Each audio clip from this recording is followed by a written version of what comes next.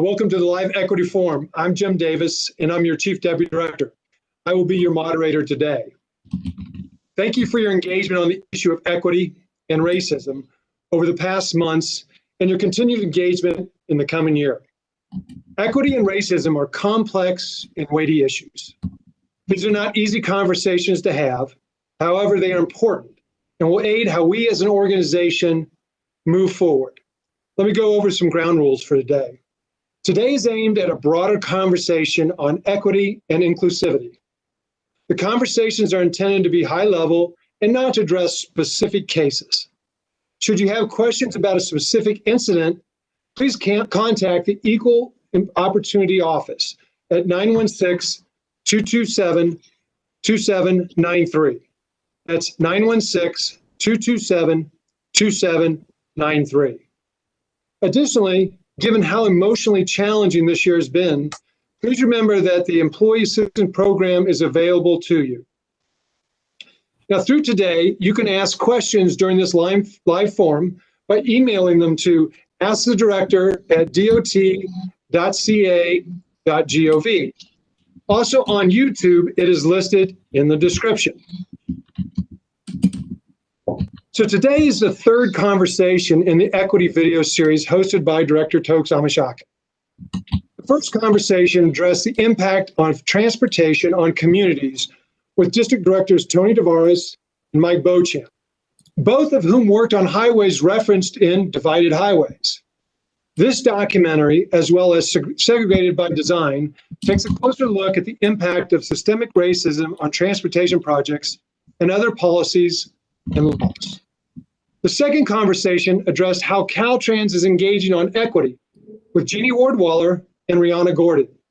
It focused on the work Caltrans is doing on the issues of equity, including the department's equity statement, the Office of Race and Equity, the Caltrans Alliance on Race and Equity Solutions team, and the Race and Equity Action Plan. The fourth conversation with District Directors Dave Moore and Diana Gomez is focused on district efforts to engage on equity, how they are approaching the conversation, and engaging with their team. It will be released next week, Wednesday, November 18th. Now, we're honored today to have three panelists, Tamika Butler, David DeLuce, and Shalon A. Hunter. But before I introduce each one of them, I'd like to ask Director Tokes Omishakin opening remarks. Tokes. Thank you, Jim. A very good afternoon, Team Caltrans, the Caltrans family. Thanks for signing in. Thanks for being a part of this conversation. We've had three conversations, like Jim said.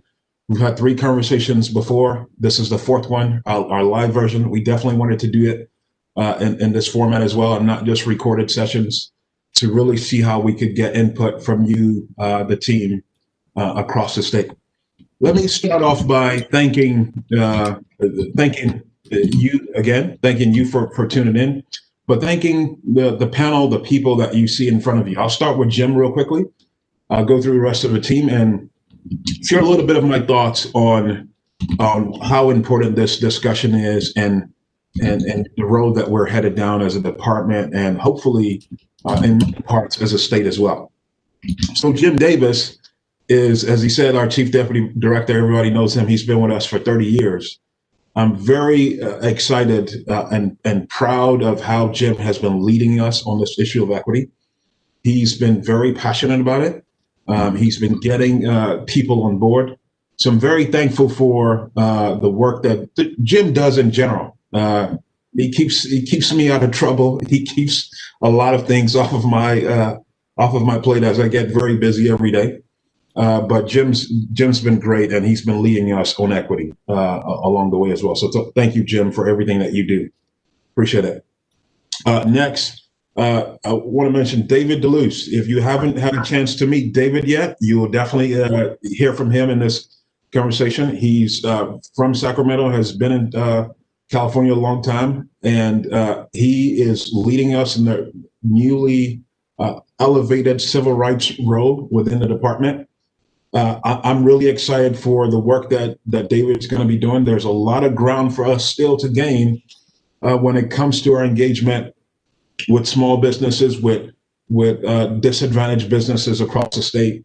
And David's background is very fitting for pushing us to those next levels and that next step. So I'm excited for his work with us in the business community across the state. Shalane Hunter, same thing. If you haven't met her, you will get a chance to hear from her. I'm excited to have her on our team. Shalane is our new assistant director for the EEO. Jim will introduce, of course, them in more detail. But Shalane's background, again, very fitting. The experiences that she's had on issues related to improving employment opportunity for people, regardless of background, is one that I think is going to be very helpful for us at Caltrans. And then Tamika Butler, our guest panelist, I call her a rock star. She just kind of just waves like she's not doing anything. But Tamika I've known Tamika for a few years. Some of you should know her if you don't know already. Tamika is not only an attorney, but she's a transportation expert, and she has a background, a very deep background on equity issues, and has been a national speaker on issues surrounding equity. And really excited to have her on this panel to give us all the other discussions we've had have been all internal. She's going to give us a broader perspective on issues around equity to really think about and help us move along. So Tamika, I appreciate you doing this and signing up to engage us at Caltrans. So just a few quick thoughts as we jump into this, and I hand back over to Jim. Number one, understanding and defining equity. Let's be clear about that. When I think back to the prior 3 conversations we've had, really haven't done a good job, or I haven't, not the panelists, of really explaining equity in detail. I know we're not going to have all the time in the world, so I'm not going to be lengthy. So I'll make it the explanation as brief as I can make it. Equity, from my perspective, and many people will define it this way as well, is helping people achieve what they need to achieve and giving them the resources, the assistance, the help they need to achieve it. So understanding where people are, understanding the fact that everybody doesn't have the same playing field that they're playing from. One quote that I always use that I like to describe this, and I'm paraphrasing here a little bit, is Dr. King. Dr. King was asked about this, I think, maybe 1967, 1968. He said, a reporter was asking him, they said, so in America, it's the land of opportunity. And we keep talking about, race issues and social economic issues. And the reporter says, this is a nation where everybody should be able to pull themselves up by their bootstraps. And Dr. King's response, and I'm paraphrasing here, was along the lines of something like, but we have to understand that everybody doesn't necessarily have straps, or some people have straps that are shorter than others, or some people don't have boots. That's the kind of mindset, that's the kind of thinking that we have to have about this issue, is that not everybody has a boot. Not everybody has bootstraps to pull themselves up with. And in our role as public servants, our job is to serve the whole. It's not to serve one specific group or one specific people. It's to absolutely serve the whole, the people of the state, whether they be the indigenous people of the state, whether it be lower income, higher income, understanding where people are and helping them to achieve the success they need to achieve is our role as public servants from Caltrans. And I think we have grown leaps and bounds this year. I am so proud of our executive team. In the last 5 months, I've seen so much transformation from the people that you see on the screen. David and Shalane joined us within the last 3 or 4 months, but Jim can attest to how much growth we've had as a team over the last 5 or 6 months. We've been doing equity work at Caltrans long before I got here, a decade before I got here, probably. But we've taken some steps, some leaps and bounds this year, post the unrest, post the uprising in the state. And I'm very proud of the work that you've heard about in the prior series, and that you'll continue to hear about in this particular series. So thank you again for tuning in to the team across the state. And thank you very much to the panel. I'm going to be in the background a little bit on this. This is more Jim Davis he's Phil Donahue for this particular discussion. He's going to lead the way, and I'm going to listen. I may interject at one or two places, but otherwise I'll be quiet and listening in, and hope you are listening in as well. So, Mr. Davis, back to you. Thank you, Tokes. And so the way this is going to work is we're going to have each one of our panelists do an opening remarks. And then afterwards, we've got a series of questions that we have. And just to remind folks that you can send additional questions, and I'll have folks bring them into my office, and we'll be able to ask those as well. So our first speaker is Tamika Butler. Let me give just a little bio on Tamika. She's a national expert and speaker on issues related to the built environment, equity, anti-racism, diversity and inclusion, organizational behavior, and change management. As the principal and founder of Tamika L. Butler Consulting, she focused on shining a light on inequality, inequity, and social justice. Most recently, she was Tool Design's Director of Planning for California and the Director of Equity and Inclusion. Tamika has a diverse background in law, community organization, and nonprofit leadership. Tamika received her JD, or Juris Doctorate, from Stanford Law School and received her Bachelor's of Administration in Psychology and a BS in Sociology at Creighton University in her hometown of Omaha, Nebraska. She lives in Los Angeles with her wife and son. And Tamika, I didn't realize you were also a Midwesterner. I'm from Kansas, just a little to the south. So Tamika, take it away. We are definitely the best in the Midwest. And I'm so excited to be here.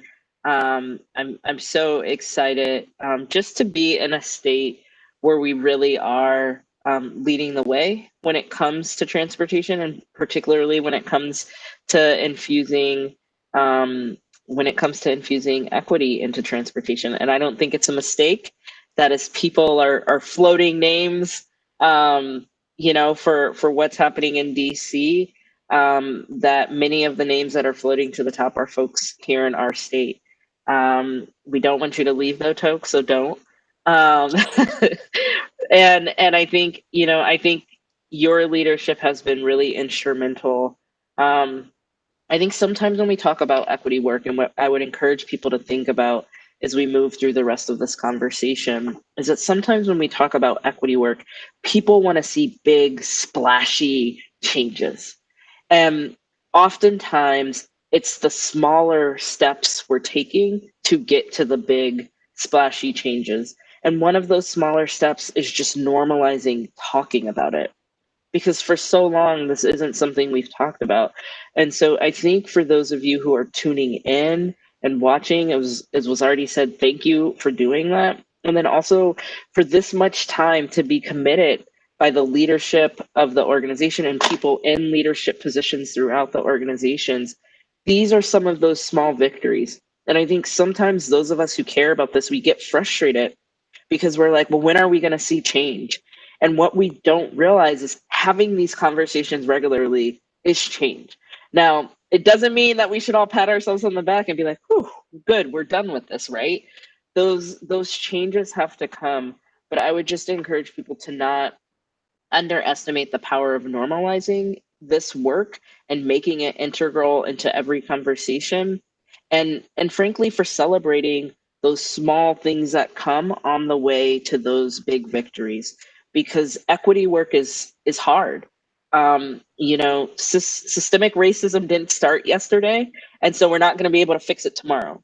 It's been something that has been built into our environments, built into our transportation systems, built into highways and trains, and we have actively tried to keep certain people as others on the other side of the track.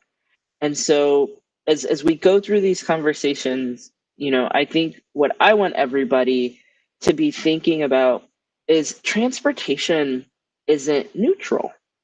We like to think it's neutral because in many ways, I think a lot of us who get involved in this work, we get involved in this work because we care about people And because no matter how decisive our political things get, transportation is often one of those spaces where you can get folks from both sides of the aisle to come and talk about it.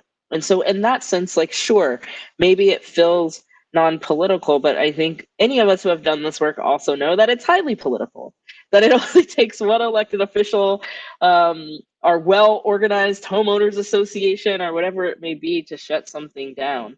But we can't mistake whether or not something is political for whether or not it is neutral. And this work is not neutral, because transportation has been used as a tool of oppression in the past. We have to realize that if we're not being intentional and if we're not being thoughtful, we are perpetuating those past wrongs. And we have to know that. And thinking something is neutral and that we're not the ones who committed the past wrongs doesn't make them go away. As a Black person, transportation has been tied to my history in this country from the beginning, from the minute my ancestors were put on a boat, right? And so transportation has always been something that can connect us to the people and places we love, or divide us. You know, wall us off from access to quality healthcare, quality education, whatever it may be. And so, I think we're all excited to be here to answer some questions and to do what we can as a collective to continue that work of normalizing these conversations. But just know that this work is not neutral. It is work that is powerful. It is work that can change lives. It is work that is important. And you should always be striving for it to be work that is just. Caltrans is doing incredible work to change the institution, but in order to change the institution, they need the people in the institution to also commit to making some personal changes. And so your participation of listening to this is a great step in that direction, and I'm glad to be on that journey with you.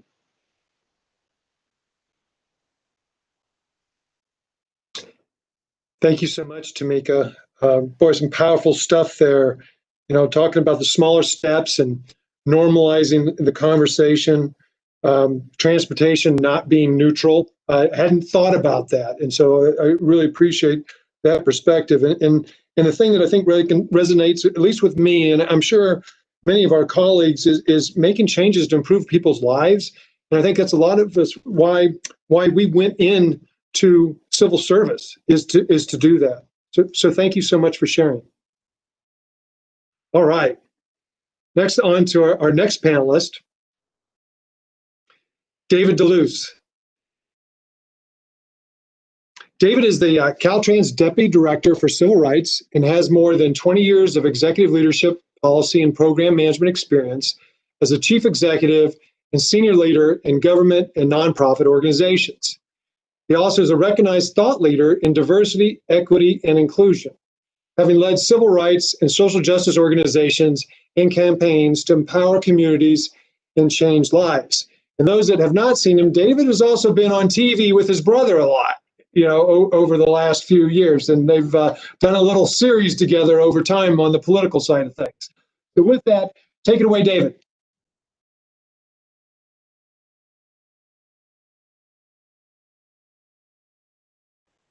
You're on mute, David.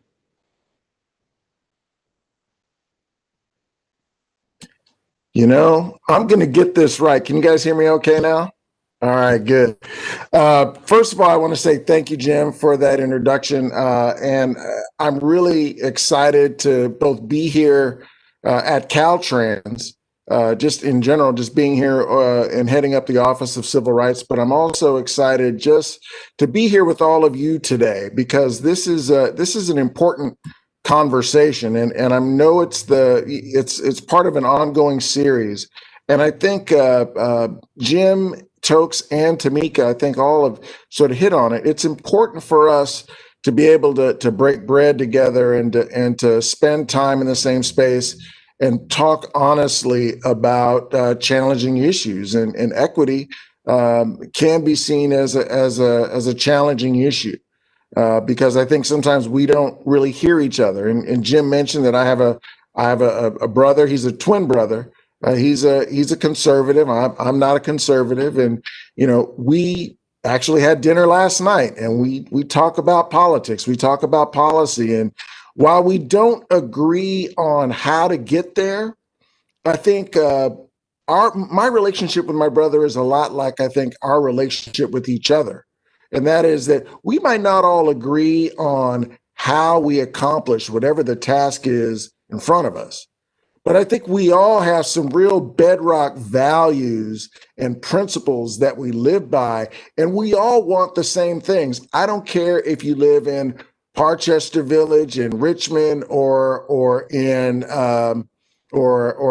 South Central Los Angeles, or if you live in Beverly Hills, or you live in Folsom here in Sacramento. We all want a safe environment. We all want to be free to do what we want to be able to do. And we don't want anyone telling us what we can and can't do. And I think Tamika hit on a very, very, very good point. And that is that transportation is not a neutral endeavor. It's one that creates barriers, or it bridges those divides. And so I think to be to be in a position to where I'm responsible for encouraging an equitable environment, encouraging equity and opportunity for all Californians to participate in rebuilding California and putting Californians on the road again. I think that's something that is it's an honorable mission, and it's one that I take very seriously over in the Office of Civil Rights. I did want to highlight just one thing, and that is my concept of equity versus equality. And like Tokes, I think we all have our own concepts of what that looks like. So I just wanted to offer mine as part of the foundation of the event today. Equity for me involves trying to understand and give people what they need to enjoy full and healthy lives. Equality, on the other hand, aims to ensure that everyone gets the same things in order to enjoy full and healthy lives. And now, like equity, equality aims to promote fairness and justice, but it can only work if everyone starts from the same place and needs the same things. Equality, therefore, in my opinion, is a necessary condition for us to have equality of opportunity. And my job and my role in the Office of Civil Rights, it's to enforce the Constitution. It's to enforce Title VI of the Civil Rights Act of 1964, which prevents discrimination in transportation. And it's also to manage our disadvantaged business, small business enterprise, and our disabled veteran business enterprise programs, which are designed to create and promote opportunities for those businesses to thrive and contribute fully to rebuilding California and putting Californians back on the road again. There are challenges in these programs. There are challenges in how we execute our mission, which is to manage a transportation system for all Californians. And I'm looking forward to working with each and every one of you to make that a reality. So thank you. Thank you, David. I appreciate that. Talking about all Californians, and one of the things that Governor Newsom talks about is a California for all, and trying to figure out how do we do that. And then, and you kind of started talking about the how with equity versus equality, and I really like giving people what they need on the equity. You know, in equality, everyone gets the same things, but to get to that, you know, to have fairness and justice, you got to have that equity piece of it to get you on that, so you can, like Tokes talked about, so you pull up your bootstraps. Well, if you don't have boots, that's a problem. You can't pull your bootstraps up. Yeah. So really appreciate that, and I do, and I think civil rights is all about creating opportunities, you know, and how do we help California and California businesses get a leg up. So thank you so much. All right, our next panelist is Shalane Hunter. Chalene is the first Caltrans Assistant Director for Equal Employment Opportunity. Like Toke said, we elevated the position. She has more than 15 years of experience working on a broad range of diversity initiatives, most recently as a consultant on civil rights law for the Department of Fair Employment and Housing to develop educational materials and curriculum covering California's protected classes. She has also worked as an investigator in the Equal Employment Opportunity Office at the California State University, Sacramento. Please take it away, Chalene. Good afternoon. I just want to point out, I don't know if I drew the short straw or whatnot, but it is daunting to follow all of you in these opening remarks. I feel honored to be sitting on the panel. Everything that you've all said so far has really hit home with me. I think one of the things that I'll probably spend the majority of my comments on today is just sharing a story that really, I think, focuses in terms of what my lens is of bringing my lens to the table around equity that focuses in on that intentionality piece. But I almost forgot, before I do that, I do want to give a shout out to all those folks that have come before me. HR and Jeannie's group and Rihanna, and the work that you all have been doing, coming in as a newcomer. And like I said, coming in, and Jim mentioned I come from corrections as well, coming in from that lens to a department in which we can have open conversations about equity, such as this forum, is really very welcome to me. It touches my heart. So I appreciate having the opportunity to be a part of that. My path to equity has really been an amazing, both personally and professionally, quite a journey. I started working at the Board of State and Community Corrections, really working with a law enforcement lens. I came to the department with a criminal justice degree, and in Tokes and James, I'm sorry, Jim, you've heard me already tell this story, but coming in with a background of criminal justice, that is kind of where my head was at. I was working at the CAA level for the board, working to really reduce delinquency in the juvenile justice system. And my boss came up to me one day holding a 3-inch binder. On the front of it, it said DMC, and he says, "Chal, I need you to do this. I need you to be our DMC coordinator, and I need you to get us into compliance." And I'm like, "Sure, no problem. What is DMC?" As it turns out, it was a federal mandate requiring California to address disproportionate minority contact. We've subsequently changed the name to Reducing Racial and Ethnic Disparity to be a little bit more appropriate. But nonetheless, this particular compliance issue, really, if we were not in compliance, we would lose millions of dollars in funding. And so I had no experience in talking about racial equity or inequity. I had no experience looking at disparities in the justice system. I had no experience. I grew up in rural community in Washington State. Now, today we're talking about equity across all protected classes, but from where I stood in this particular job that I was being asked to do, this was about racial equity. And I grew up around people who looked like me. I didn't have a context for what I was doing. And, I still said, sure, no problem. But the interesting part about that is that the lack of intentionality around placing that level of responsibility without kind of exploring whether the person had the background or the expertise to actually do the job. When I took on the role, the very first thing I did, this was 20 years ago, I Googled DMC.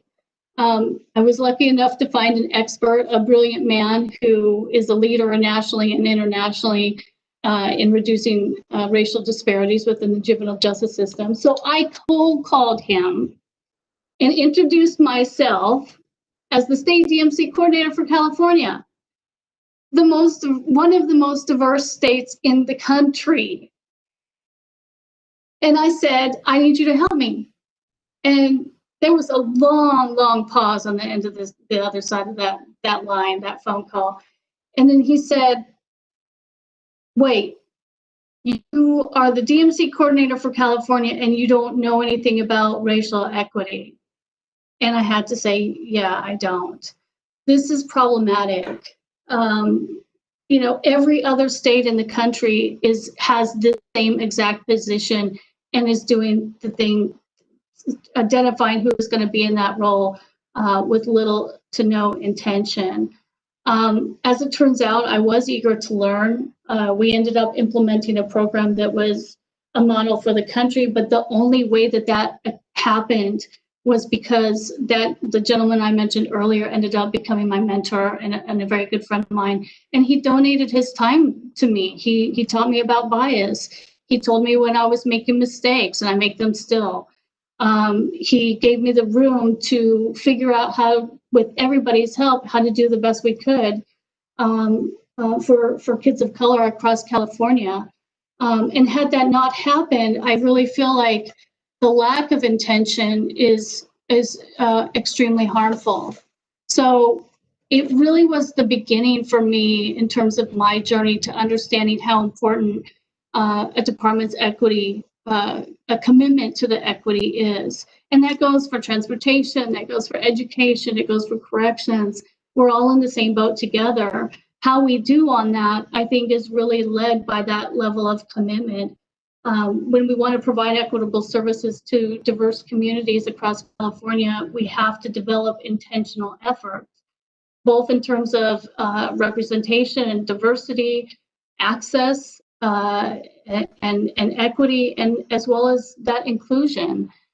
So that's the lens that I bring to the table. Since then, obviously, I've been working within corrections on the equity issue, and then I went to law school and came out wanting to work on civil rights broadly. So I feel like being able to be a part of a department like Caltrans moving on this issue, and in my current role as the new Assistant Director of Equal Employment Opportunity, I have staff right now that are working very diligently to make sure that there's no violations of equal protection policy.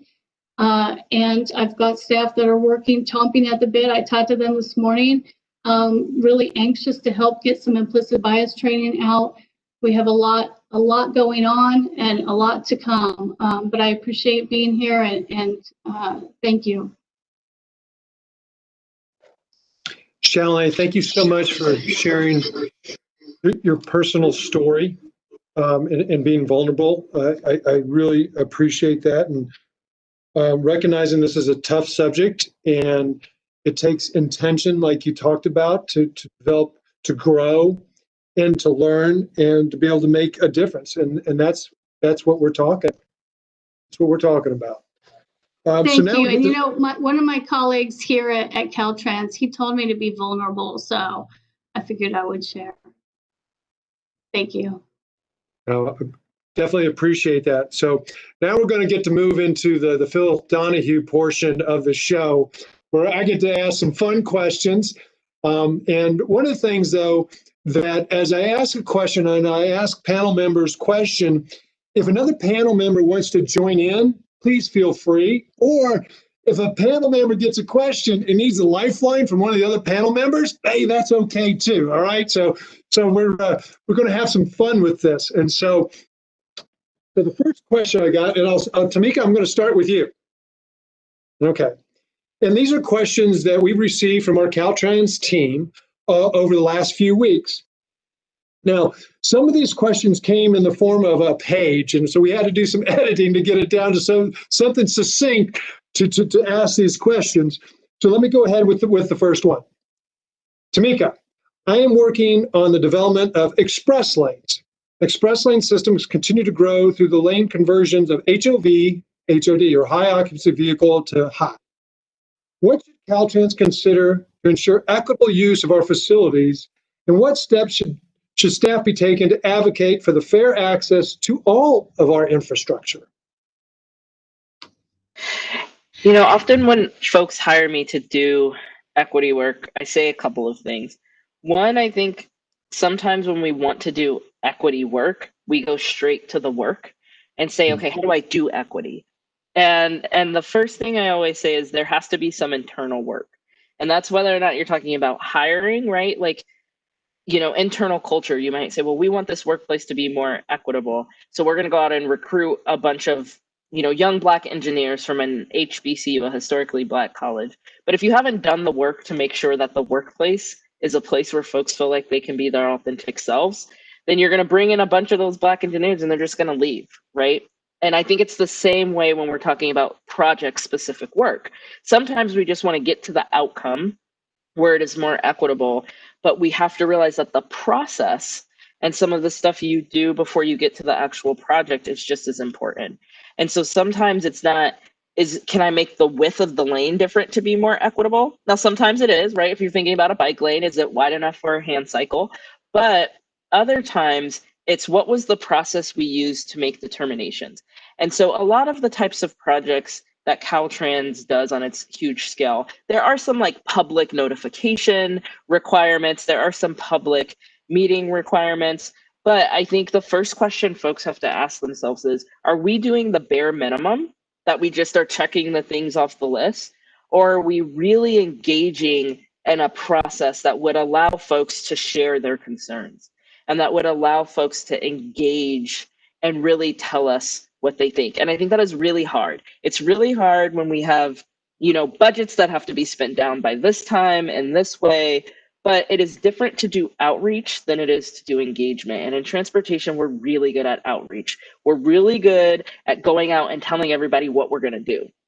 We're not always as good at engagement. And so I think whether or not you're talking about, lanes on a highway, bike lanes, or a bridge, or whatever project you're talking about, I think we have to realize that there's no equity toolkit to just fold out, because every part of the state is very different.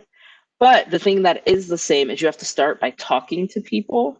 And again, an outreach conversation is, and I'm an active transportation person, so I'll use the bike lane example.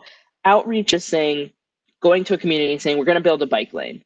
Here are some potential pictures of the 3 different types of facilities we're thinking about. Put stickers on the one you like most.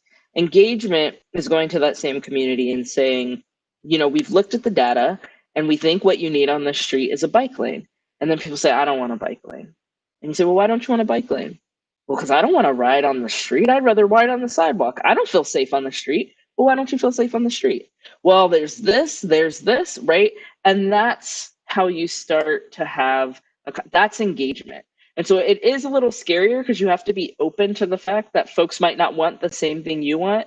But I think what you actually find when you have conversation as a transportation person, you're like, oh, so you don't just hate the bike lane. You're literally afraid to ride your bike in the street because you feel like traffic is moving too fast. You feel like that walk signal doesn't stay on long enough. You feel like the signal timing might be off, right? They might not use these words, but you might actually be trying to get to the same thing, making people safer. But unless you had that engagement conversation, you would never know. So I think for folks who want to just get to the end result of doing equity, you have to remember that so much of equity is in the process of how you do it. Thank you, Tamika. Anybody would like to add to that?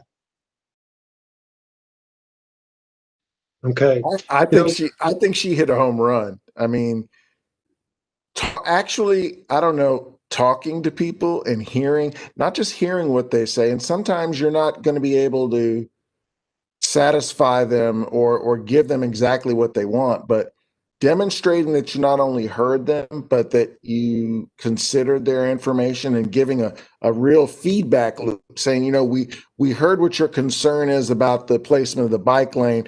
We're not able to do ABC, but we can do XYZ given all of the other factors, and really making a partnership out of the development, not just coming in and telling people what's going to happen. Because I think we can tend to, as large organizations or even as local planning jurisdictions, we can end up really stifling ongoing engagement with our public if we don't practice discipline in our outreach and engagement. If we're slipshod with it, or we tend to hold prop up these opportunities, but then we go and make other decisions, or we're not demonstrating that they were actually considering what they're saying. At the end of the day, opportunities to do that outreach tend to have less and less effect because people are not going to come out because they know you're not going to listen.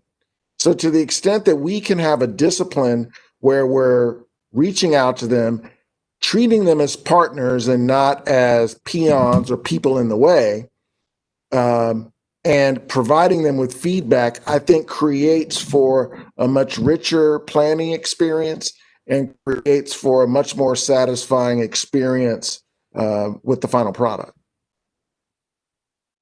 Thank you, David. And Tamika, I'm going to say I'm guilty as charged because I grew up as an engineer in this organization, and I have done the public meetings where I laid out alternative A, B, and C, and there really wasn't that engagement, right? That's not, in my engineering upbringing, that's not what we were taught.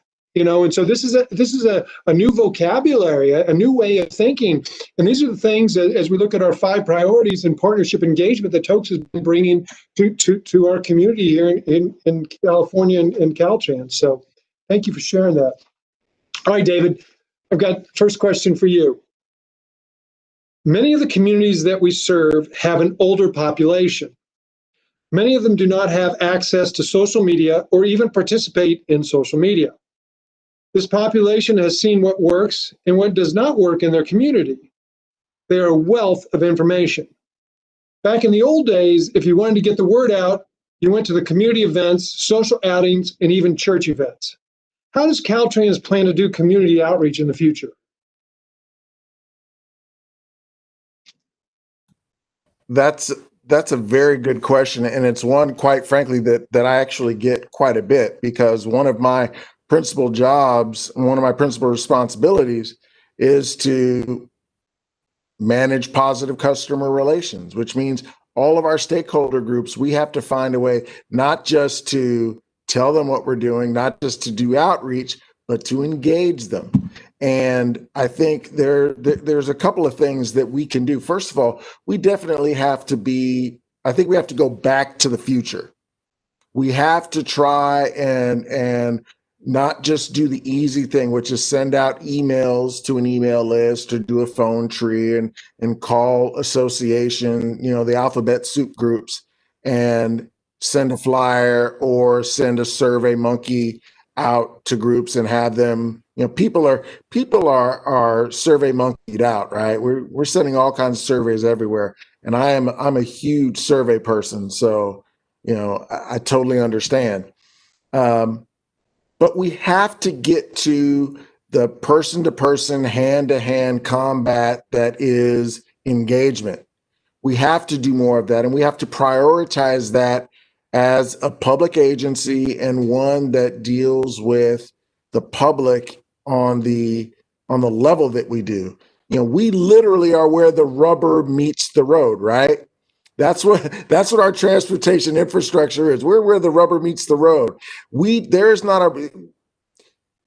Californians are touched by Caltrans every single day, and some of us spend a lot more time on the highways than we care to admit. But at the end of the day, we have to be willing to invest in strategies that get to the populations that aren't online. And we have to do a better job of utilizing new technologies of online surveying, using something like a WebEx and doing real live polling, something that's more engaging, that will get younger people engaged, but also have those strategies where we're spending time with the local community groups, the AARPs, the Gray Panthers, any of the other older person organizations that actually enable us to be able to have relationship. The more we have relationship, actually, the less outreach you need to do, because you're going to be in contact with those groups. So if we actually get to a place where we have real relationship, which is going to take an upfront investment of time and people and resources. The sooner and the more effective we can be in developing those relationships, real relationships, I think we're going to find more authentic ways to communicate and connect with people, and not just, this artificial, through the screen kind of communication that we engage with a lot today, which has its place and is important and can be utilized to get some real important information. It's funny, we approach communications. It's a Goldilocks mentality. We do some things, not enough. We do other things, too much. It's about finding that just right place in the middle where we can find strategies that will allow us to engage people and hear them, and not just listen to them, but really hear what they're saying. And we have an opportunity to provide feedback. And I think that the sooner we do that, I think the better off we're going to be in terms of creating equitable projects that actually meet the needs of all Californians. Thanks, David. One of the things that I was listening to that, and it reminded me of something John Maxwell talks about. He's a leadership guru. But, when you talk about engagement, I just kept thinking his words is it's a contact sport. So to have the relationships, you got to have contact, right? So Thank you so much for sharing. I just want to do just one more thing. I do want to follow up is that we tend to think that outreach is an additive, right? It's an add-on, but it actually needs to be an essential element of the work we do, especially here at Caltrans. It can't just be this process because if we think about it like that, right? Oh, okay, the design and the implementation and figuring out the differential equation to figure out the slope of the roadway and all of that. That's the most important thing, right? Trying to figure out what materials you're going to use, the path you're going to take. But if we do the work up front of outreaching and engaging people in the way that they can really hear us, I think it's going to create more efficient and more effective outcomes for the people of the state of California. Thank you, David. Yeah, I was just gonna add, I was taking notes so I didn't forget, but I think that piece around relationship building is so key. It's just like when you're asking people for money, which none of us like to do, right? But maybe you're on the board of an organization, or maybe there's someone you really care about and you've been trying to help raise money. It's way easier to ask people if you have a relationship with them, right? And you're also going to be more successful if people don't see you coming and say, oh, there's David again. He's always asking for money, right?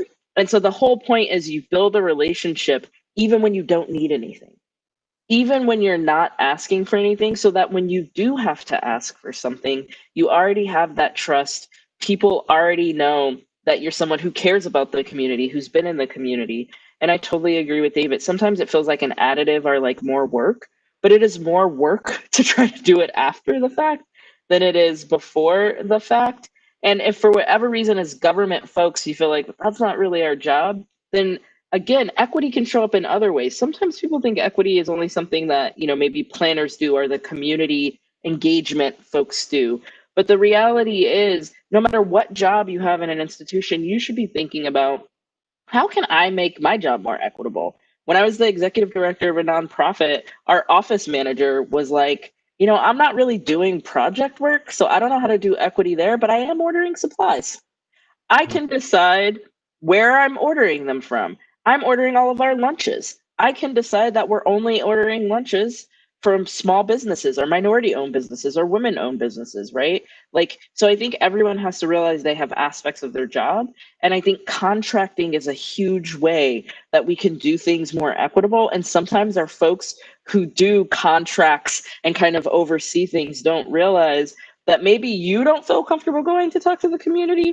But if there's a community-based organization, if there's a church, if there's a barber, if there are places where you can get that information and those folks are already respect it, but our barrier is that we don't know how to pay them. Well, then those are where other aspects of an organization should start thinking about how they can help the organization be more equitable overall. Thank you, Tamika.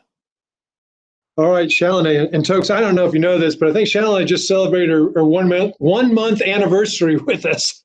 Woo! Thank you.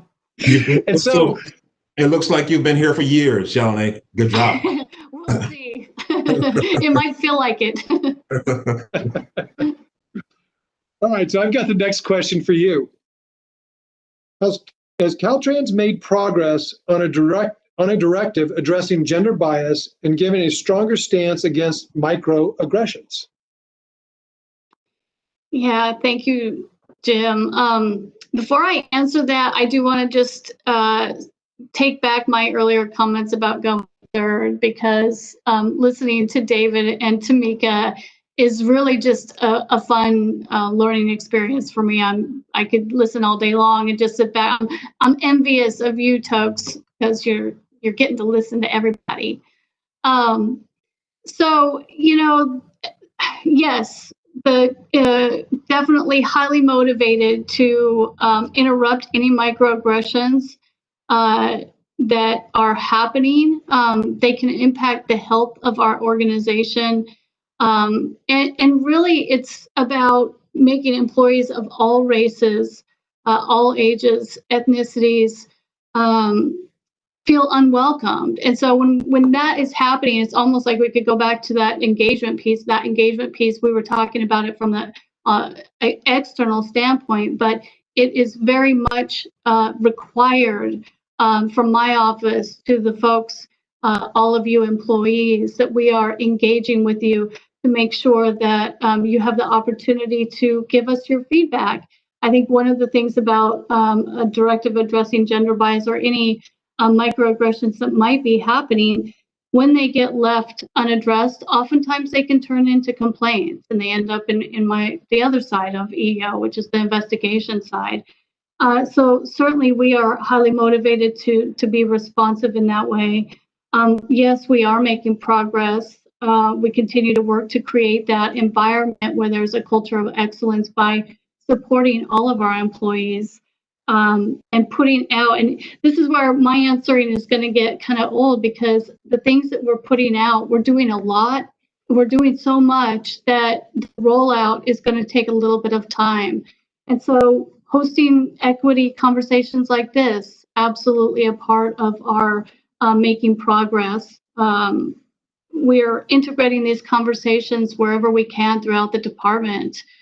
We're providing, HR just released an introduction to implicit bias training, I think last week or the week before, a fantastic 5 minutes out of your day, introduction to bias as it relates to the workplace. They've also curated a playlist of unconscious bias through the LinkedIn and Learning. So we are definitely moving the ball, and as Tamika mentioned, sometimes it's these smaller things that you're not going to see this big equity. Yes, we're done. But day in and day out types of things that we're doing. One of our greatest successes that we've been involved since 2019 in the McKinsey study, which really takes the pulse of women in the workplace. We recently, I think 2 days ago, we had another meeting about the results of those types of surveys within Caltrans. And we're learning a lot about what are the barriers to, equity for women in our department. We're reviewing those findings, and the plan is to be aligning our resources to make sure that we are continuing to build on that. So, yes, the short answer is yes, we're making progress, and yes, we're taking a strong stance on microaggressions. Thanks, Shelly, Jim. thank you. Yeah. Yeah, one of the things that we were talking about before we went live, and you were mentioning to me, and I have the same thoughts as well. Sometimes thoughts come into your head, and once you start getting biased training or implicit bias training, you start to recognize those thoughts. But without that training, you don't know what's going on with those thoughts. And so I think that 5-minute video, it's not an end all be all by any stretch of the imagination. Boy, it's an introduction to that subject that's really, really powerful to help us better understand our own thoughts and our own ideas and recognize those biases. So. Yeah, Jim, one more thing about that, and I always forget to talk about this, but it really does provide a feedback loop to our external partners in our community. So the more that we internally are equipped to have these conversations, to explore our own biases and take action against microaggressions and not be a bystander, the better equipped we are going to be to do the same thing with our partners out in the field. So, and even in our determinations about all the things that Tamika mentioned, I don't know anything about Caltrans or how wide the shoulder is supposed to be, but the fact that I don't know that would indicate that I should be asking myself a lot of questions if I had to weigh in on those conversations that has to do with what I've been thinking all along, what I do or don't know, what I've been taught. So yeah, that's it. Great. And I think Thank you so much. I think we have to open ourselves up to getting that feedback. For so long, part of what I said at the beginning is we have to start normalizing these conversations. And for so long, because we didn't talk about things like race or religion or politics at work, there were just these unofficial rules. I think it's hard for some people to have this conversation. And especially as our country does become more politically charged and divisive, everyone's not like David and his brother. They can't all stand to, have dinner and talk to one another. No one wants to be called a racist. No one wants to be called sexist. And so while we might all get on a plane and when we hear a woman's voice from the cockpit, we all might be like, oh, that's surprising. But no one wants to say out loud that we did that because we know we shouldn't. We know we shouldn't think that only men could be pilots. But because we're afraid to say it, we never get to talk about it. And if we don't name the things and talk about them, then we're never going to be able to move past it. And so people have to be willing to hear when someone says something like, well, where are you from? I'm from Sacramento. No, where are you really from? Right? Or what's your name? How do you say your last name? It's just too hard. Never mind. Right? These are the kinds of things that are microaggressions. And we call them microaggressions because they might seem benign, but like these 1,000 little cuts can hurt and they're not really micro anymore at that point. They're just all out aggressions. And people have to get comfortable hearing that I'm not saying you're a bad person. I'm not saying you're racist, but this thing you did is racist. And we have to at least be able to say that, right? I'm not saying you, engineer, are racist because you helped design this highway that divided a community of color, but this was perhaps not the best planning decision we could have made, and inherent in it was some racism. And so if we're not able to name those things and talk about them, we're not going to be able to move past them. And so people have to, as much as you have to make this work deeply personal to take it on and be deeply vulnerable to be open to it, you also have to be willing to hear something you did wasn't okay and know that if someone is brave enough to tell you that, it's probably because they care. It's probably because they know you didn't mean any harm, but they're trusting you and your relationship enough to try. And so if you just shut it down by getting defensive, you're not going to go anywhere. And if you throw a ball in the park and you hit me in the head and you didn't mean to hit me in the head, it doesn't mean it doesn't hurt. And in a park, you would run over and say, oh my God, I didn't mean to do that, but are you okay? And when I said it hurts, you wouldn't like get mad and storm away and be like, well, I didn't mean to do it. You'd be like, oh my God, I know, I'm so sorry. Do you need anything? And I think we have to bring that same kind of conversation to when someone calls you out on a microaggression, and instead of feeling called out, realize that they're probably just trying to call you in. Yeah, Phil Donahue, just 1 second. I can't let Tamika go on this. She made some really excellent points here, and I just want to chime in and tell a story of an example of how I did something wrong, how I made a mistake just on what Tamika just broke down. I don't watch a lot of TV, just don't have a lot of time. But one weekend, about 2 or 3 weeks ago, there was an NFL game on. And I walked in the room, and my wife is a big sports person. watches soccer, NFL, whatever it is she's watching. I walk in the room and I was in the office doing some work, but I just watched 15 minutes of it was a football game. And I said to her, as I was watching again with her just for a few, I said to her, I said, wow, there was an analyst on the football game.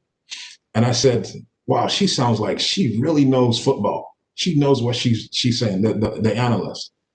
And she looks at me and says, so what is that supposed to mean?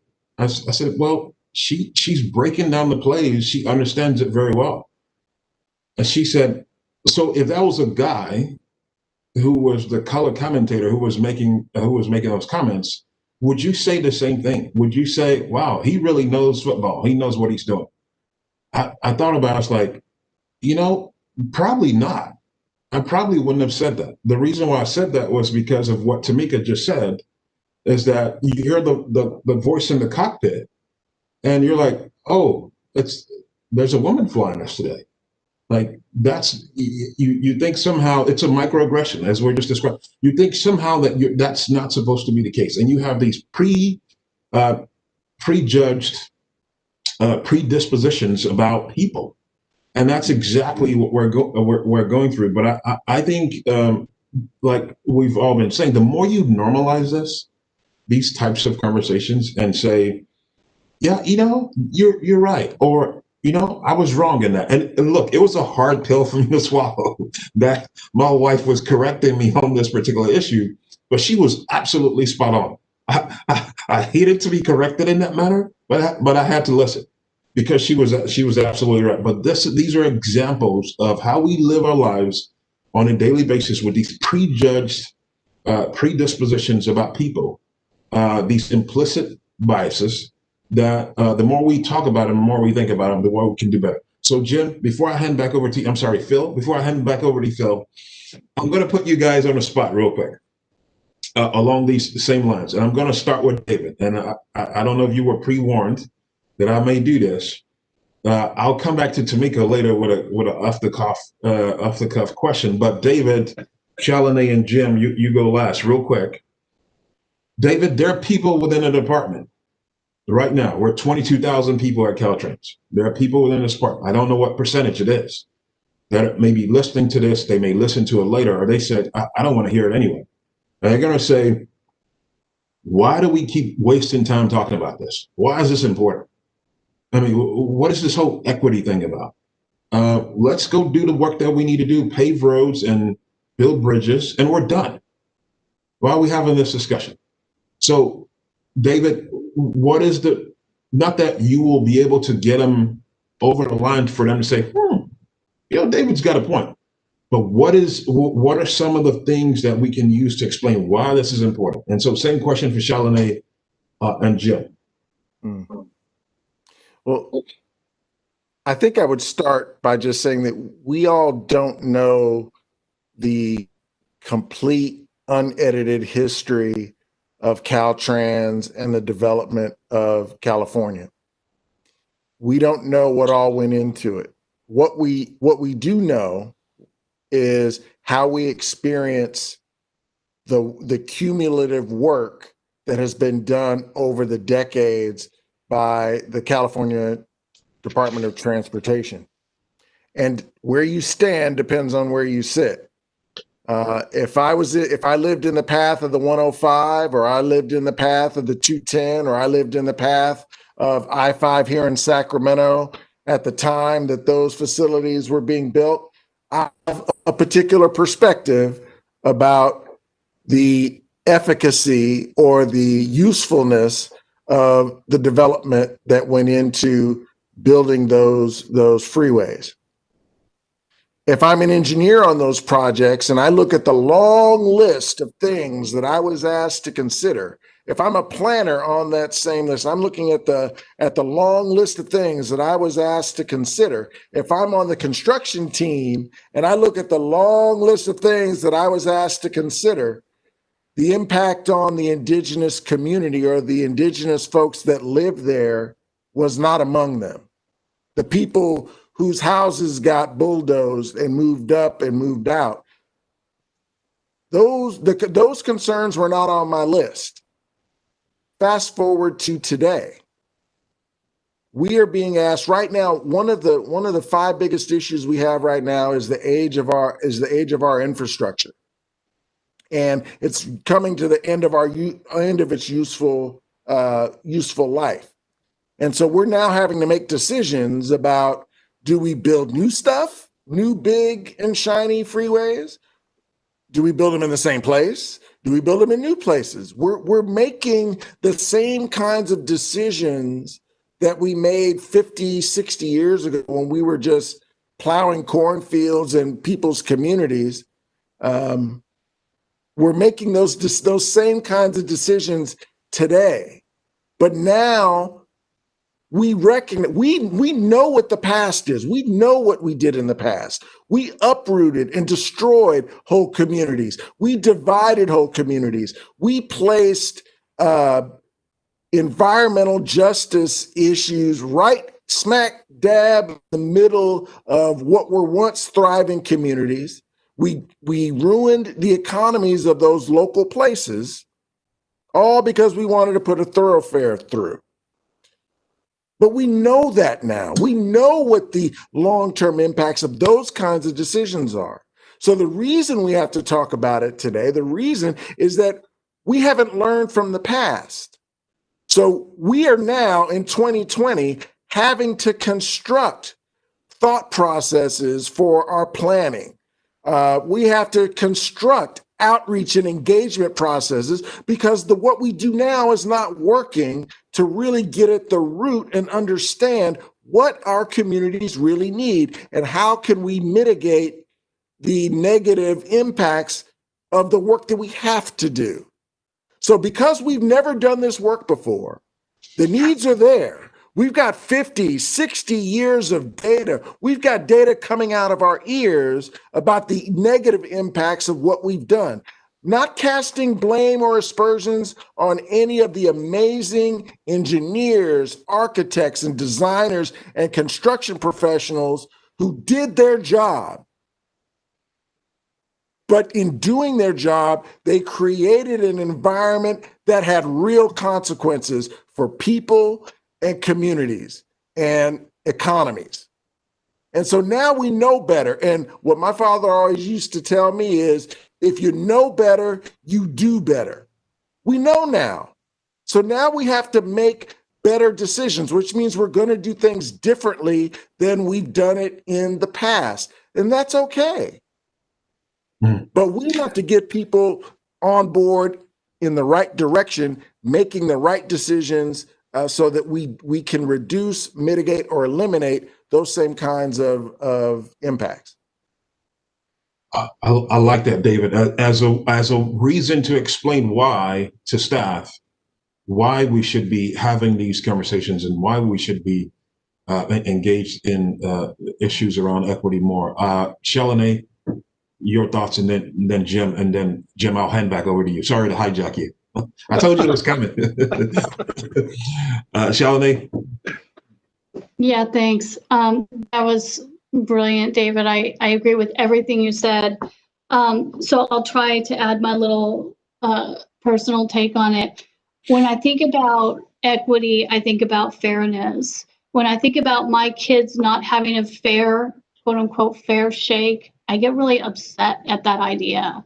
And so when I think about, all the time that I spent in juvenile justice, all those kids, brown and black kids in custody, I would walk into a juvenile hall. These kids were my kids. I think about Caltrans folks, the people that I now work with, as my people. So when you think about that, I can't help but think that I want fairness. I want to be treated with fairness. I want everybody around me to be treated in that same way and have a fair shake at every opportunity that comes along.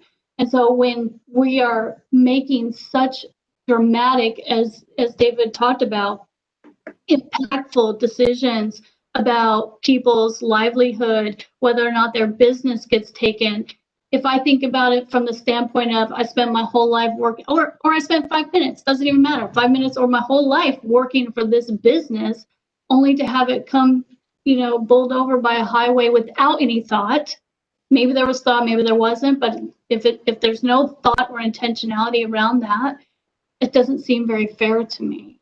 And so I think the overarching importance for us to think about that. When I think about, and part of why I got into what I thought was a fair system, turns out it's not, the criminal justice system. When I graduated with my bachelor's in that, and spent my whole career working within a system that was fair, only to find out it's not fair. None of these things are really, it really is only incumbent upon us as the department to make that intentional. And so I feel like that crosses the board, whether it's transportation, like I said earlier, or education or social services.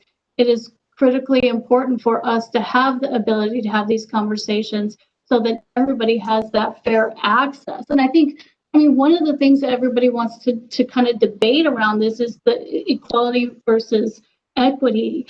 And to me, it's, if we aren't being fair, we aren't giving access in the same way to everybody, we are not going to get to equality. So if you care about civil rights and the 1964 Civil Rights Act, these are things that go hand in hand together. They're meant to be talked about together and worked on together. Thanks, Shalini. Thank you for that response as well on how to get team members to think about it who may be questioning while we're having these discussions. Jim, your thoughts as well? Yeah, thanks, Tokes. It goes back to one of the things you did, I think was 6 months ago. You asked your executive team to watch Divided Highways. And when I watched that, I had this really sick feeling in my stomach. And I thought about how I was trained as an engineer in school and even in this department, that we were talked about alternative analysis, looking at costs, looking at trade-offs. But we've been talking about engagement, and we really didn't talk about that engagement. And I reflect on the last 30 years, and there's some good things that we have done in this space due to crisis. And I was in San Francisco in 1989 when we had the Loma Prieta earthquake. Okay, and I came from Kansas, and we did not have double-decker freeways in Kansas. And so I come to San Francisco in the Bay Area, and everything's double-deckered. And it was like, wow, is an engineering marvel. But I got the opportunity after the Cypress Freeway collapsed and the unfortunate death of so many people there. But I got, as an engineer, to go and do some cleanup work in that community in Oakland. And I got to see, what that freeway did to that community. And it divided the community. It just depressed everything around there. Even as we're trying to rebuild the streets where the columns came crashing down and punctured through them, they were in the middle of the day, there's shooting, there's prostitution going on. And I'm like, wow, that's just, couldn't we do better? And what we did, and this is something to a testament of Irene Edamura, who was in charge and the executives at that time, instead of putting that freeway back in that same spot, they moved it to the railroad tracks. Okay. Now, today, that community is better for that. Are they where they need to be? No. And part of that is because of investment. At the same time, and I still have a picture on the Embarcadero freeway in San Francisco. And I was on there on a Sunday on a bicycle because they closed it down. They had this bicycle. So I've got a picture of me up there. Counter that with San Francisco. They decided, wait, we're not going to rebuild Embarcadero freeway. Okay. So they tore that whole thing down. But then they put investment into that community. And you go now to San Francisco and the Embarcadero and how it's thriving, the walking, the transit, the biking.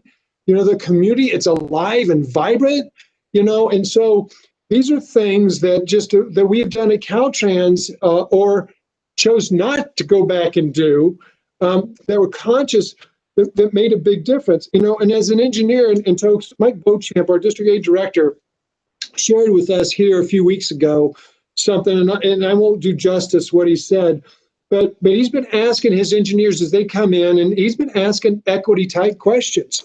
One example, he talked about was they were doing a widening. I don't know if it was a shoulder widening or a lane widening. I'm not sure what it was. And we do a 4-to-1 slope widening, so it goes way out there, and it was cutting off access as well as a number of parking spots for a small business. And he asked the question, well, did we think about putting a retaining wall so we don't impact the business at all? And we got that cost mentality. Well, that costs a lot more to do that. Well, okay, what's the bigger social cost, right? Are we going to lose this small business by taking away their parking? Right. So those are the things that those are the questions that we're starting to ask now and to think about that I think make such a big difference. That's great, Jim. Excellent example you gave at the end there, and how all the things that we've gone through this summer have led us up to this point today, having this conversation we're having right now. Jim, Adriana is getting live questions. Yes. I know we've got 6 roughly so far, and she's given you 2. So I'm going to hand back over to you and get out of the way as you do these 2 questions I think you have that have come in. Yeah, no, I'm getting a lot of questions, so this is good. Thank you, Caltrans team, for doing that. So this is one, and I'm going to throw it out to the group here. But Tokes, it even goes to you because of what you started talking about, the definition of equity at the beginning. And even in the midst of all this, the question we got was, will we have a Caltrans definition of equity? People are still unclear of what it is and what it isn't. And I'll just throw it out there for people's thoughts on that. Real quickly, I'll say, and then if Tamika could go, and then we could go through. But I think what David said earlier about the difference between equity and equality, I think that is that's spot on as far as how we should be looking at this.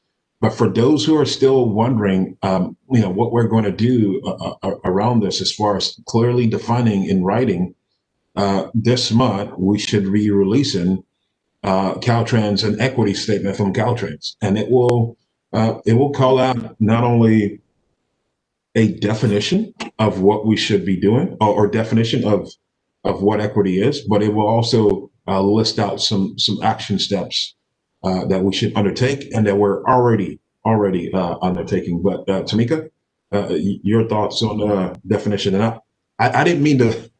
Once I get going, I won't stop talking. So Tamika, I'm sorry. Back to you. I'm gonna stay out of the way. No. I appreciate this question because I think it's so important. There's this researcher out of the University of Minnesota who I heard speak at the Lake Arrowhead conference last year. And he said, it's important when you're in spaces to come to a shared definition with people. Otherwise, equity is like the color blue. And some people are talking about navy, and some people are talking about electric blue, and some people are talking about royal blue. And so I think the fact that you all are putting together a statement is really important. I think in its most simplistic definition, equity means that those who have historically gotten the least get the most. Or I think, what David said earlier, and the visual a lot of people are used to seeing are those folks trying to look over a fence to see a baseball game. And equality is giving everyone the same thing. And so in this picture, there's a really tall person, there's a medium height person, and there's a very short person. And so when you give everybody the same thing, the short person still doesn't have enough boxes to see over the fence. So equality, which I think is sometimes what we like to default in transportation, particularly in California, we like to talk about geographic equity, but really we're just talking about equality, which is giving everybody the same thing. But again, the person who's short still can't see over the fence. Whereas equity is maybe some people get more. So the short person might have 4 boxes, and the tall person who could actually see over the fence without any boxes didn't get anything, right? And so I think that's how people often visualize the difference between equity and equality. The only other thing I like to add about that picture is it's not really accurate because it doesn't show where some people start, which is at a real disadvantage. And it doesn't show where we should be trying to get to, which is really more liberation. And for me, especially as a mobility person, we want people to be able to move freely with dignity, not just see over a fence, right? So we really want to try to be taking down barriers and bringing folks together. And then also, whenever we talk about equity, we should always make sure we're thinking about power. because even in that picture, someone still had the power to say, you all want to watch baseball, right? And look, I'm in LA. We love the Dodgers, so we want to watch baseball.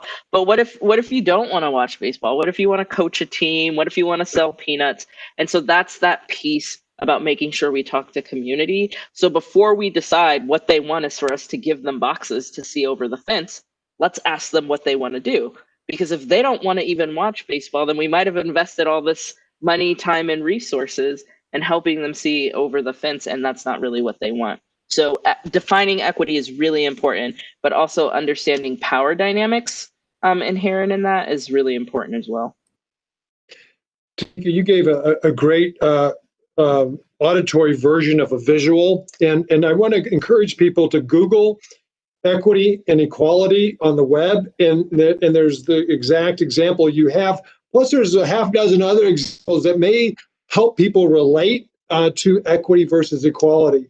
And yeah, it's been 32 years for the Dodgers, so it's been a long wait. So I can appreciate that. Hey, so we got another question that just came in that I think fits into this dialogue and discussion. And here's the question, and it's not to anybody particular. I'm throwing it out there. How do we ensure those who are at all levels of the organization are part of this discussion, especially when we make major changes and they will be the most impacted by those changes?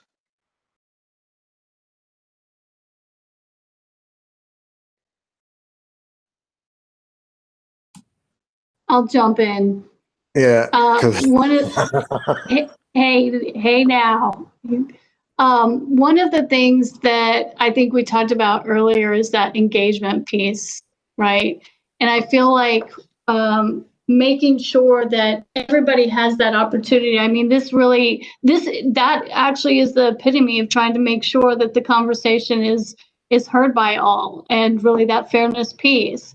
So it's our job internally to reach out in all the ways that we can do that, really looking to improving and providing all sorts of different trainings that will help everybody from where they sit. The other thing is, and I don't know if this is,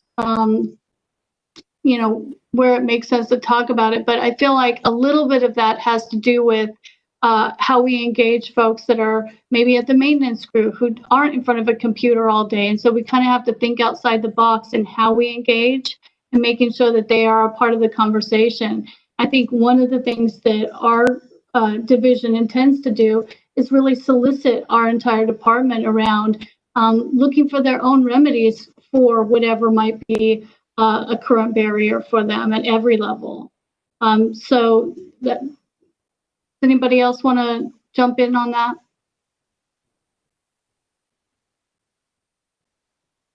I just want to say that I think you've hit the nail on the head.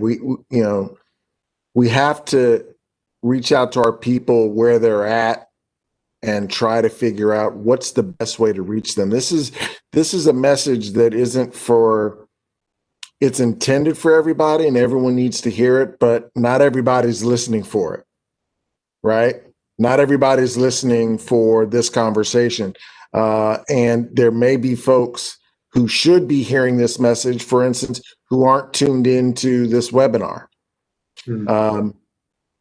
We have to find ways to, we have to do everything we can to find ways to reach people where they're at and to try to have those conversations. But I think to the extent that there's a commitment from the top down about this issue, and we're giving opportunity from the bottom up to engage and have conversation, I think we'll be able to hit most people. There are going to be folks, quite frankly, that are going to be left behind. But just like a train, you're either on the train or at the station.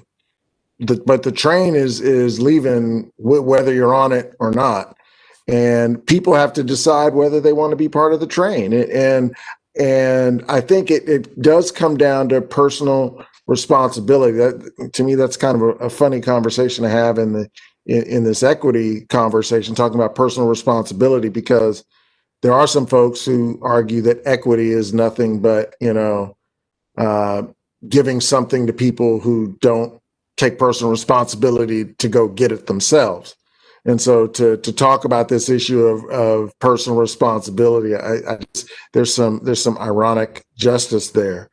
But I think to be honest, there has to be some personal agency that everyone needs to summon within themselves to be a part of the conversation, find a place where they can engage and at least hear an honest telling of what we're trying to accomplish, and then they can make up their minds. Yeah, I just want to add one more thing. One of the things that I feel like our department or our division, is really looking into, and I think HR would agree, sometimes the equity trainings or conversations, the success of what's happening isn't always going to look like or be labeled as an equity initiative.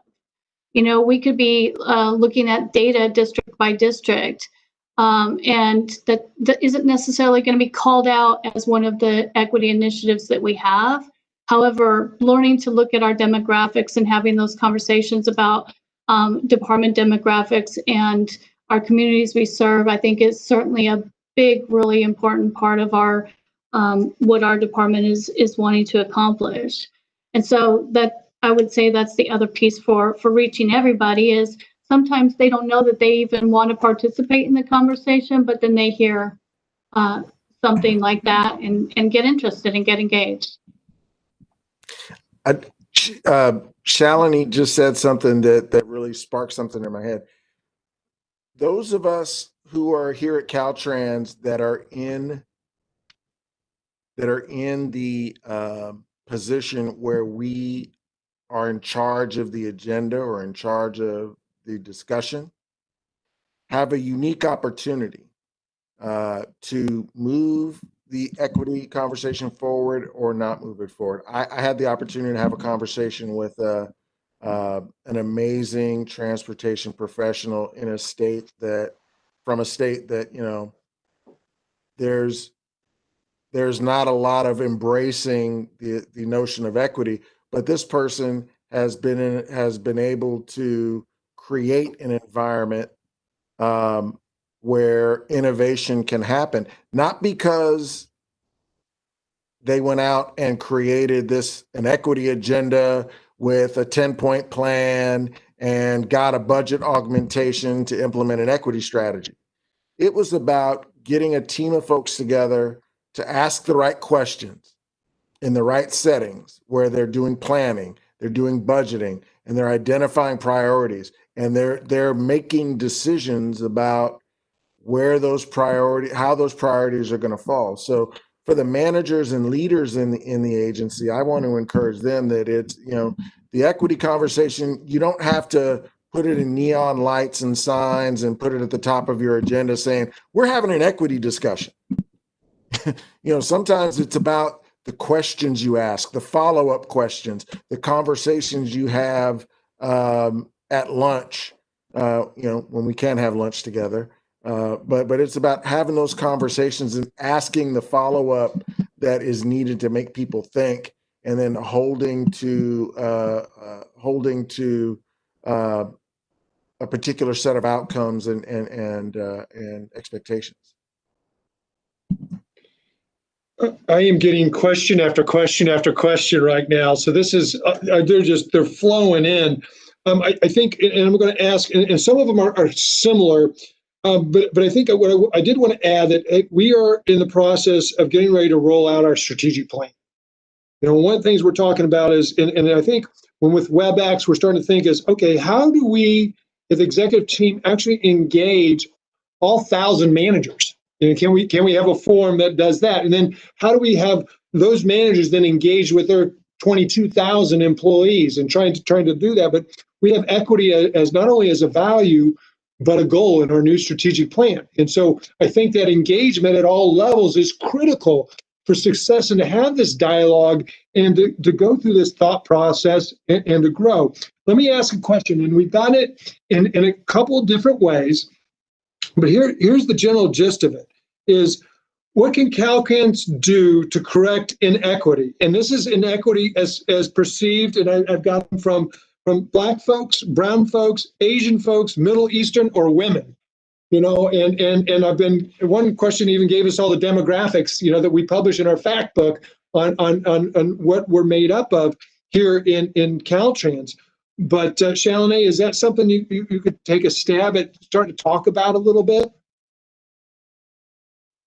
Yeah, I mean, it starts with accountability. I mean, we have the equal employment opportunity for a reason. So just in terms of, walking through the equality part of things and making sure that there isn't actual discrimination occurring or violations of policy, it starts there. So we have to bolster our investigation process, turn that time frame around a little bit in terms of how long it takes to process an investigation. But I would say accountability is I don't want to hammer anybody, but it is a big part of the conversation in terms of how are we going to make sure that it doesn't go forward. In terms of correcting, I think it's also right in alignment with that process. And then I think, the work that we're doing on the other side in terms of developing trainings, that isn't going to result in correcting past harms, but it certainly can result in, and this is where I think it's so important to have that feedback loop between what we're doing internally is directly impacting what we're doing externally. So in terms of correcting past harms, the more that we all get accustomed to talking about equity, the more we know about each other, the more diversity that we can add, the more inclusiveness that we can add across all protected classes. I think we're only going to naturally move the ball. The trainings, the constant conversations, the lunchtime, as David mentioned, the lunchtime, those moments where you have the ability to have the conversation in a safe space. And when you know that the conversation about equity and fairness or these past harms is happening, I think you can, from the top down, I think people can feel comfortable to not be bystanders. That's, I think, really important. And Tamika mentioned it earlier. The microaggressions, we can't let them slide by.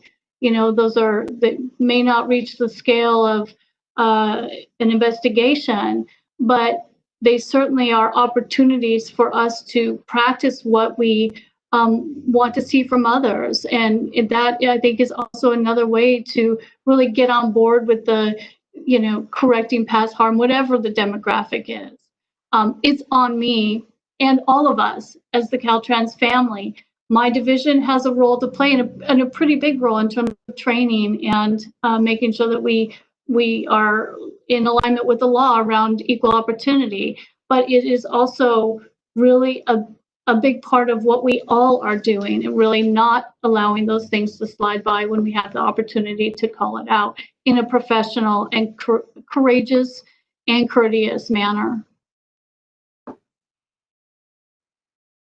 Yeah, and I think, whenever you're doing this work, you're thinking about how do you diversify the workforce, and how do you, when people look at statistics and say, we don't have as many Asian Pacific Islanders or as many women, I think you want to have that focus on diversifying, but I think you also want to have that focus on retention, right? I think once you get folks in, you want to make sure that their experience there isn't such that as soon as they get there, they want to leave.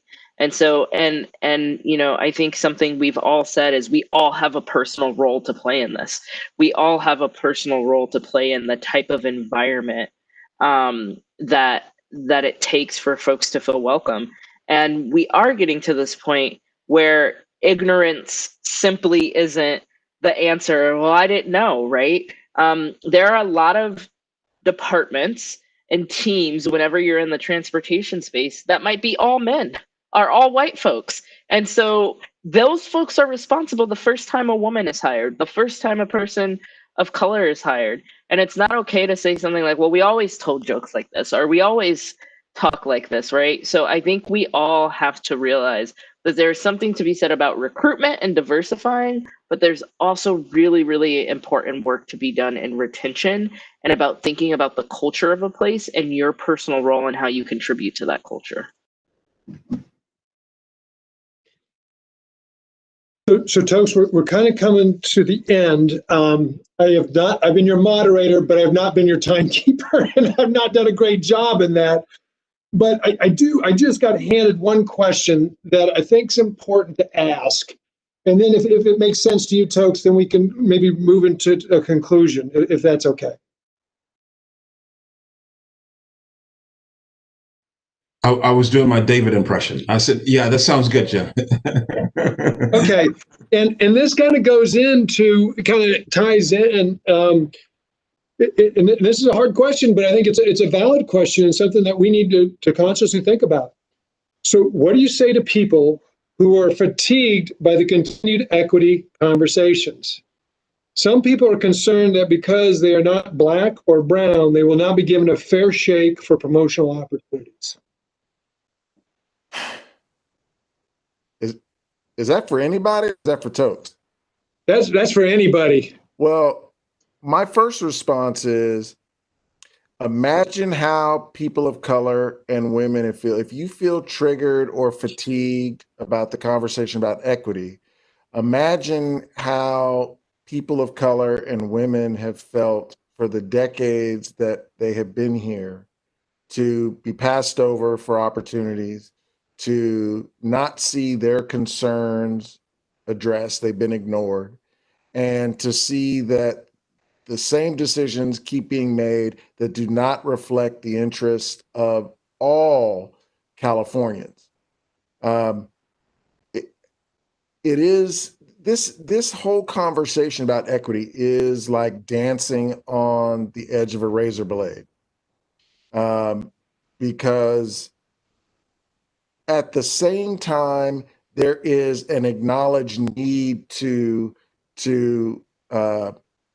manage the fear and frustration of particularly white male employees who've been here a long time and who've had the run, basically the run of the place for a long period of time.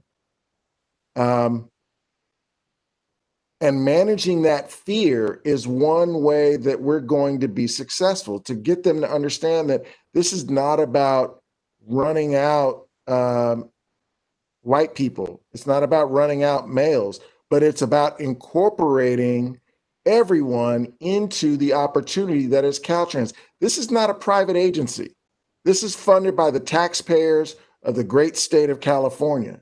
And everyone who lives here, everyone who calls themselves a Californian, has the opportunity to take on the responsibility of creating a transportation system that fits for everyone. The dollars that come in here are supposed to go and be provided and benefit all Californians, not a select few. The work that's done here is to be done by all Californians, not a select few. And so I understand that it is incumbent upon us to create an environment where transition and change can be managed in a way that everyone feels valued and protected. But when folks come and feel concerned about being passed over for promotion, or that they're not going to get the opportunities that they're looking for, imagine how someone who's been a person of color and has worked here at Caltrans, I know someone who's actually listening to this event right now, has interviewed over 20 times for a promotion. And it was always told, oh, you were this close. You almost made it. You almost made it. Try again. 20 times trying to be interviewed. And this isn't for an office tech. This is for a professional position. So imagine this person's frustration. Imagine this person's fear and trepidation for applying for that next promotion, and multiply that by the thousands of people who are people of color who work here at Caltrans. I respect and understand that we need to create a system that values every human being, white, black, brown, male, female, however you identify along the gender and sexual continuum. Everyone deserves to be respected. But the fear that you're feeling is the same fear that for decades the person to your right and to your left, who's a person of color or a woman, has felt, and they've had nowhere to go. They've had no one to listen to them. Well, for the time that I'm here to listen to you, and we are here to listen to you, and we're here to make sure that all Californians, regardless of your background, have an opportunity to contribute to this great state. And that's my answer to that particular question. I think that's spot on. I feel like you're taking me to church or the synagogue or the temple, and I think it's so true. I think if you're a person who is a religious minority, a person who is LGBTQ, woman, trans, if you're a person with a disability, right? If you're a part of any of these groups, this is stuff you think about all the time.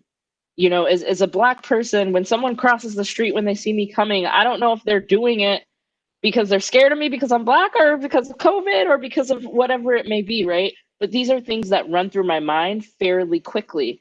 I can guarantee the men of color on this call think about what they're wearing when they're out doing work. Think about how folks are going to perceive them. I remember I used to work at a foundation that did work for boys and men of color, and there was a woman who ran one of the biggest foundations in California, gets paid very well, lived in the Bay Area.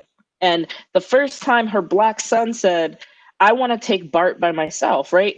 Transit, like, you know, to get to the places he wants to go, she was worried because she was worried about how he would be policed on transit, that people would assume he didn't pay. People would assume this. And she said to this little boy, I'm just worried about you. Like, yeah, like, you know, you're a teenager now and maybe you can do it. But you know what are you going to do if someone starts harassing you or thinks maybe you don't belong? And his response as a young man was, don't worry, Mom. I know how I have to be when I'm in public. I'll make sure I read a book. I'll make sure I like wear a sweater. And you know, I will make sure to perform as if I am a safe Black person, a safe young Black man. And this is something he's learning as a teenager. And so sometimes when we do this work, people are in a mindset of scarcity instead of a mindset of abundance. And the mindset of scarcity makes them think that if they lose something, you know, who's going to get it? Who's going to take from them? And yes, the way equity works is that sometimes some people don't get anything. But just because some people don't get anything doesn't always mean something's being taken from you.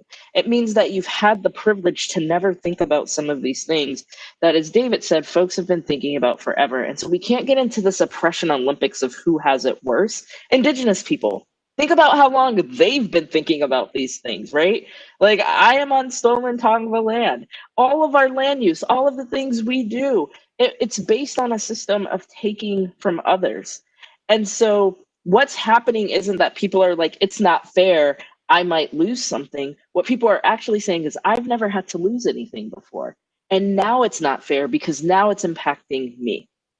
And so you have to realize that it's been impacting some people for a very, very long time.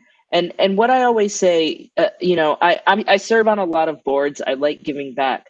And whenever we have equity conversations on boards, and it doesn't matter the industry, most boards are older white men, right? And especially on my big boards where it's a lot of fundraising and they're like, oh, we just can't find people of color who have the networks to fundraise.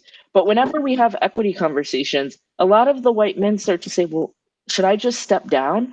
And it's because they're great, like folks who want to do equity and they're like, okay, so is what you're telling me that I have to give something up? And the answer is maybe you do, but maybe the answer is also, you know, your board service is ending in 2 years.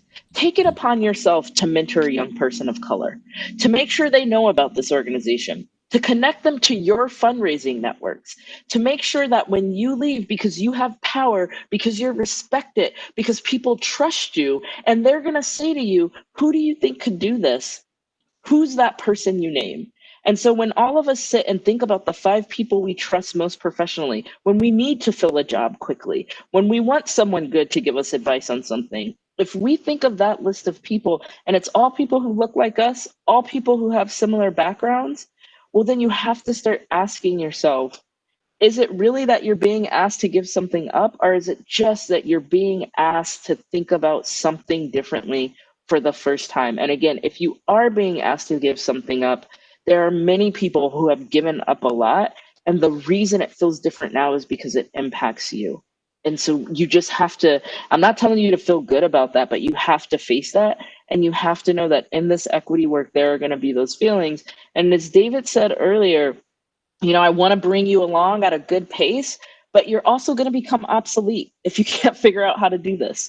Just like we can't do work in California without translating stuff because our population has become so diverse. So maybe in the past it was like, oh, if you could speak other languages, that would be good. But now we know we need people on our team who can speak every language. Equity and doing work that is rooted and centering fighting racism and especially anti-Blackness and fighting ableism and heterosexism and sexism, that work is not just an add-on anymore. It is essential, and it's something that we all need to get better at doing. Not comfortable, because none of this is comfortable. But we're not asking you to be comfortable. We're asking you to be courageous and brave and do what's right. And that's the work ahead.